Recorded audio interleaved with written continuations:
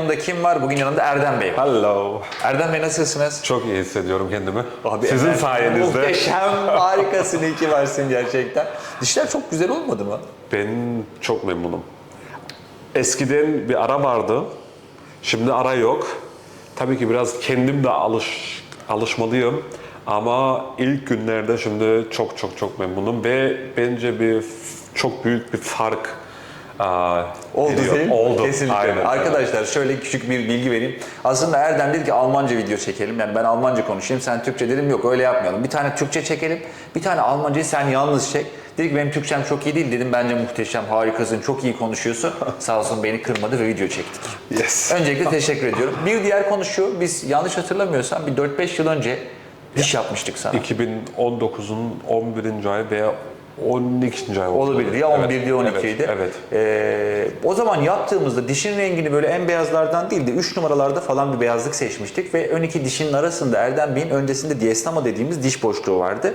Ve yaptığımızda da öyle kalsın istemişti. Sonra gel zaman git zaman dedik ya ben de en beyazını istiyorum neredeyse ve aynı zamanda diş boşluğumda gitsin istiyorum. Ha bir de uçlara transparan şeffaf istiyorum az dedi. Önceki dişlerde yok gibi bir şeydi Aynen. çünkü. Böyle 3 tane farklı yeni değişimle aslında biz yeni bir diş yaptık. Ha bir de bunlar biraz daha uzun da oldu. Bence daha güzel oldu. Uzunla başta 2 milim daha uzattırdık üst taraftaki dişleri. Bence Daha belirgin ve daha görünür Aynen, oldu. Ya bu aynen. tabii hastaya bağlı. Bazen hastalar diyor ki ya bu dişlerin yapılı olduğu bazı hastalarda çok belli. Diyorum ki ne istediğinizle alakalı bir şey. Yani şimdi rengi beyaz seçtiğinizde diş zaten otomatikman yapıldığı belli oluyor. Dişin rengini ne kadar koyu seçerseniz dişin yapılı olduğu o kadar az belli olmaya başlar. Evet. Burada o dişi taşıyabilmek bence çok önemli. Mesela Erdem Bey'de dişin yapılı olduğunu ben zaten işim olduğu için biliyorum ve görüyorum ama bence bu yakışmış. Yani adam onu taşıyabilmiş. Eğer gerçekten siz de ben onu taşıyabilirim, bu estetiği kaldırabilirim diyorsanız dişin renginin beyazlığı ya da boyutu bence çok önemli değil. Taşıyabilmek önemli.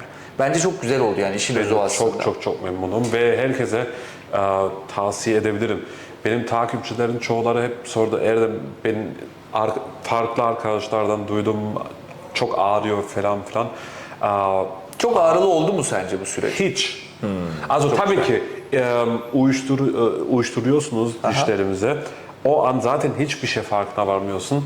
Ama uyuşturucu geçtikten sonra Anestezinin etkisi geçtikten sonra muhteşem.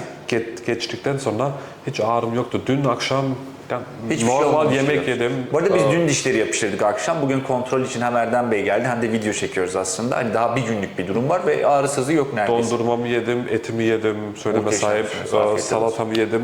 Hiç ağrım yok. Gece de Harikasınız. hiç ağrım yok. Biz Gökhan Bey 4-5 bana 5 tane hap yanıma verdi. Hap zaten kullanmayı sevmiyorum ama gerek de görmedim şimdiye kadar. İnşallah Yine böyle kalır. olursa da ya şöyle kitabı bilgi diyor ki 90-100 gün arasında dişler ilk takıldığında sızlamaların olması normaldir diyor. Onun için yani yanında ağrı kesici bulunsun. Öyle bir sızlama hissedersen kullanabilirsin. Biz 4-5 yıl önce diş yaptığımızda ben hatırlıyorum. O ara hemen Erdem Bey'in dişini yapıştırdık. Bali'ye gitti. Allah'ım Evet. beni arıyor diyor ki dişlerim sızlıyor ne yapacağım? İşte aynı kişi ikinci defa diş yapıyoruz ve şu an çok şükür hiçbir şey yok. Yani Hiçbir şey. sağlık matematik gibi değil. İlk kere 2-4 diyemiyoruz.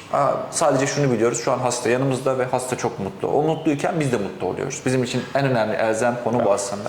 Ve son kez öyle olduğunda çok iyi tedavi gene de verdiniz. Ya geri dönüşüm ve hastayla kontak Valideydim içindeydik. ben. Aynen. İyi hatırlıyorum seni. Geceleri aramıştım. Hatırlıyorum. Gökhan Bey hep her an servisten ya da kendisi hep cevap verirlerdi. Hiç sakin ol, Çok bir şey önemli, olmaz. çok önemli. O konuda söylemem çok iyi Ya bir biz- servis yapıyorsunuz burada. Teşekkür ederiz. Yani hasta şöyle, biz hep şöyle konumlandırıyoruz. Diyoruz ki empati çok önemli bir konu. O hastanın bir kliniği var. Yani işte bir doktoru var demek istemiyorum ama bizim evet bir sürü işte hastamız var. Ama biz empati kurduğumuzda o an o kişi bize yazdığında bizim ya cevap veriyor ya arıyor olmamız lazım. Panik yapmayın, rahat olun, çok normal deyip ya da paniklik bir durum varsa evet panik var hemen şunu yapmalıyız gibi bir geri bildirimde bulunmamız lazım. Hastaları önemsiyoruz ve gerçekten empati kuruyoruz. Çok belli oluyor.